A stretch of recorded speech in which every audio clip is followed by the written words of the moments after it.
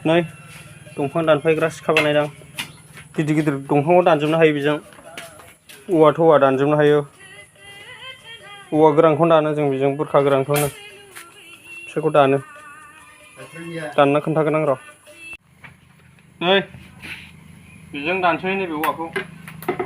नायदो सिखा दौओ आरो ओमफ्राय होमबाबो बे सिङाव हाबनानै थाबायना बेखौ खस्थ' जासिगोन दा जाबाय दे बेबायदि जानोसै नामा हाला दाना हाबनानै जखानसैमोन नै बुस्थुआलाय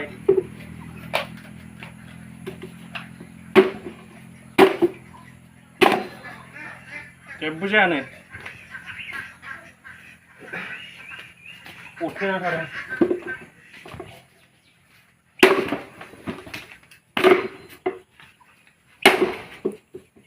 आंनागोलै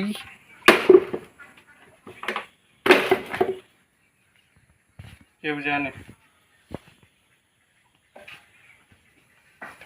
सोरनो नांगौ लांफै